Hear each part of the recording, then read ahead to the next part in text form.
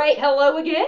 Let's get started back from the beginning. I don't know how much of you this you caught the first time, but you all get it again. So this is your prompt data is useless, how AI visibility broke my brain. And it is a little uncomfy, but it is going to be where we're going with it. So what are we all doing right now, right? What are we all doing for prompt tracking? We're tracking them like we would do keywords, right? We're doing our prompt tracking research, same as keyword research. We're putting them in our prompt tracker. We're same as we do with our rank tracker. We're putting them in, taking screenshots. We have an API pull. We're, taking the data ourselves and putting them in a spreadsheet. We're all doing the same thing, which is we are all tracking them exactly how we track keywords with different wrappers, same assumption, right? And that's where my brain got stuck, totally glitched out. Like I just couldn't get over it. There was something not connecting. My brain went blank, and I just can't, like when something can't connect, I can't move forward. And it was really bugging me. Like I've been talking about this for months. Like why does this feel wrong? Like we've tracked rankings like this for years, right? We've always had a screenshot of the SERPs or an API poll or what have you, right? And we've always just trusted that data. And like, so why all of a sudden was AI visibility feeling so off? What was going on? I figured it out. What was missing? Keywords have a static SERP, right? So with keywords, right, we put in our query, right? We put in our keywords into our tracker. We choose our location. It takes a poll at whatever time, right? And everybody sees roughly the same thing, right? We have a shared reality of what we know everybody else who's putting in that keyword at that time is seeing. And AI doesn't give us that, right? There's no static SERP for prompts. There's no single answer. There's no shared result. There's no what everybody else saw, right? Yet we keep trying to measure it like it is, right? And then, of course, I had to poke it with a stick because what fun is things if you don't poke everything with a stick, right? This is a good one.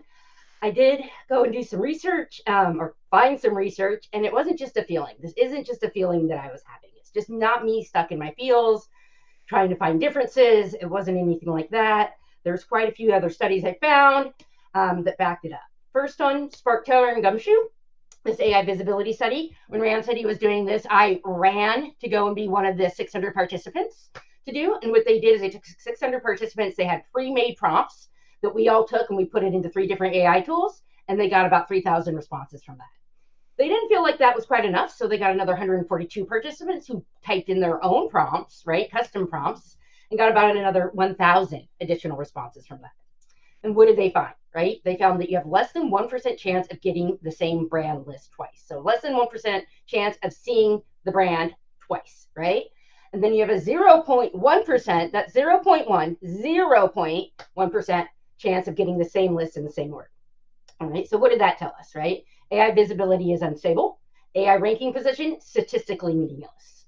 Shout out to Rand and his team for the longest URL ever that I had to try to fit on this when I was trying to cite my sources. Anyways, then I was like, I want to do a little bit more. Like, I want more, right? And are there any peer-reviewed studies, right? Is there anybody else out there doing this with science? And sure enough, there is. Large Language Monkeys 2024, what did they do? They did math plus coding. They did up to 10,000 tries per problem. What did they find? One attempt solved the problem 16%. 250 attempts got it solved 56%, right? What does that tell us? One-shot responses only show a fraction of what's possible, right? And then Neural IPS 2025, what did they test? 4 models, 5 benchmarks, different GPUs, right? Same model, same prompt, different hardware. What did they find? 9% variant just from the machine that's running it. Just from the machine our users are using. How they do it gives us a 9% variant, right? So what does that show? Even hardware induces randomness, right? So what did that tell us? What did that tell me, right? That AI answers vary a lot, right? Single checks exaggerate change or lack of change, right? And one-shot, single-shot responses are not reliable. So basically what we're doing at the end here, guys, is we're just pulling basically cards out of a hat and making those our data points. It's complete random. It's complete random what that one prompt is going to give us for a response. We can't duplicate it, which means it's not actual data that we can use to make decisions, right? Why does this matter, right? Like, Aimee, I don't care. I don't care. My boss likes the system we're using. We're paying this agency all this money with the proprietary software, and it looks great. I'm looking good with my company. I don't want to have to learn anything. Why do we care, right? Well, there's the good marketing, right? Like, we're panicking week to week. We don't understand what the results are. We're killing campaigns early, or we're keeping bad campaigns up, right? We're celebrating fake wins, which is no good. And then the big thing, this is the big thing for me, is we're trying to explain chaos to stakeholders, right? So if we're not able to do a strategy, measure accurately to show our results, how do we get our bonuses? How do we get our clients? How do we make our case studies, right? How do we get that extra allocation? How do we make our money if we're not able to show that we're actually making results, right? So what do we do? Right? I don't want to leave my job up to a slot machine. I don't want to gamble with my results every week and have no idea if I could really do it. I don't want to have to go to stakeholders and be like, well, I think this is right, but here's the thing: is it's deterministic and probabilistic and blah blah blah blah blah. Try to give them all the jargon that we understand, that they have no idea what's going on, right? So I started poking around, of course, more poking with a stick. Again, my favorite thing to do. And started figuring out, I was like, somebody has had to do this, right? So there had to have been a similar problem already out in the world where they needed to figure out some sort of numbers. They needed to figure it out large scale. What are those numbers?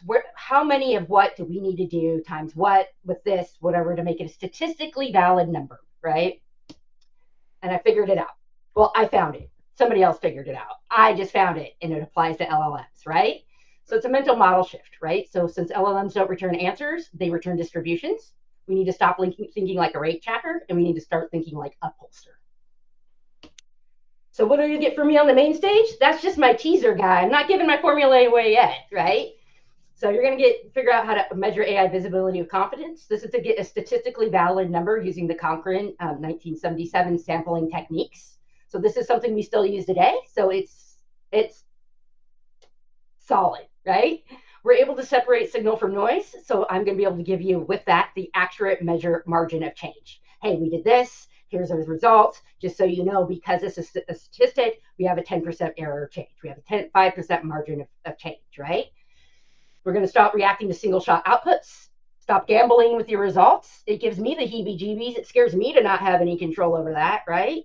And then the most important part is I'm going to go how to explain this clearly to leadership. So when you leave, you're going to have a formula you're able to take away and use that day. It's easy. Anybody can apply it to whatever system they're currently using, right? And then they're also going to have a nice slide deck with all the layers of like what questions they might be asking, how you explain it to leadership, how you explain it to your team, how do you explain it to your clients, right? So you're able to come away and say, hey, look, we're going to be 95% ahead of everybody else because we're now doing this, right? We're now doing this formula to actually get actual data-driven results. This is our differentiator. And you're going to be the hero of your team. All right, well, that's what I got. I'm Aimee Jurenka, right? Your prompt data is useless. Vote for me to see the fix in April. Thank you so much.